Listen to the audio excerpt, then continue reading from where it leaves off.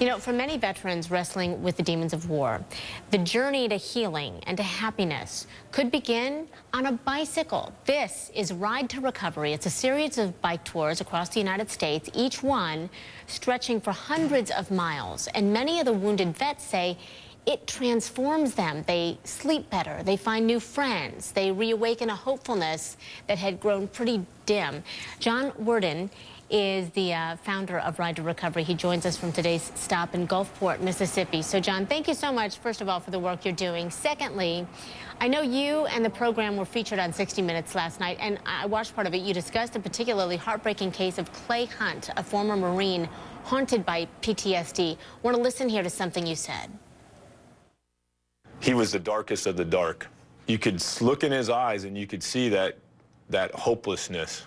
Could you ever articulate what it was exactly? He would always say, you know what, John, I don't feel like being here anymore. Meaning? He should have been killed in Iraq with his buddies. I know you took him into your home. You did almost everything possible to try to help him, and yet we need to point out that he commits suicide at the age of just 28. Is his death a sobering reminder of just how haunting PTSD is, you know, to you and the people you've met? No, there's no question.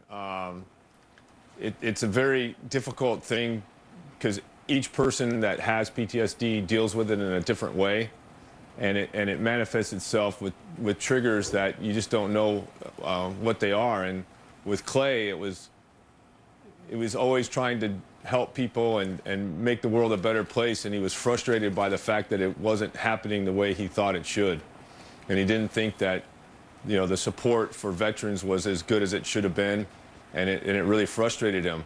And riding his bike with Ride to Recovery really helped him deal with that and made him a better person. He really liked riding bikes. I mean, when he was living with me, we would go mountain biking near my house and really have a good time, and it was the happiest he ever was. So, John, I mean, where are we falling short here? I mean, what do vets with PTSD need from us that we're not giving them?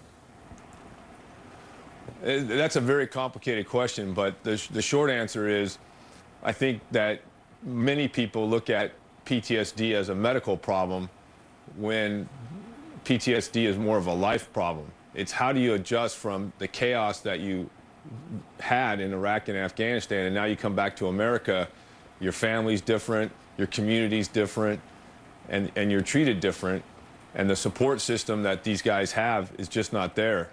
And that's what we try to help with Ride to Recovery, is try to create that sense of family, community, where these guys have other vets that have gone through what they're going through. They have someone to talk to. They have an outlet by riding a bike. A lot of them have physical injuries, but riding allows them to all ride together. We have hand cycles, recumbents, regular upright bikes, and we adapt the bikes for the warriors so that they can all ride together. That gives them an opportunity to have what we call group therapy on wheels. How have you seen firsthand some of these veterans change in your program as they're cycling?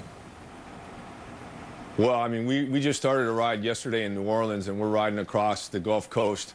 And, you know, the first day, you'll see all the guys, they'll be off by themselves in the corner. They won't really talk to anybody. They'll just sort of be by themselves.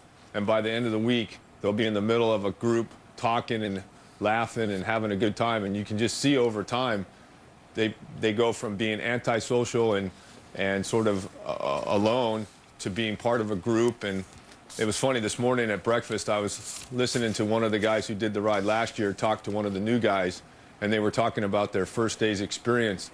And the guy was like, I had no idea how much fun this was and how cool this was. And the vet that had been on the ride last year was telling him, he goes, the thing that makes this ride great is it's not the ride as much as it is the camaraderie and the fellowship that happens on the ride. He goes, you're going to go home with phone numbers, and you're going to have people to call. So when you're up in the middle of the night at 2 a.m., 3 a.m., you have someone to call that understands what you're going through. Well, and John, I think that's what part of the magic.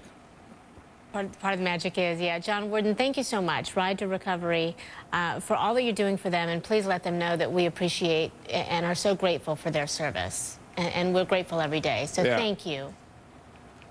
And Thank you, we're gonna Christy. Sure. And we're going to be right back.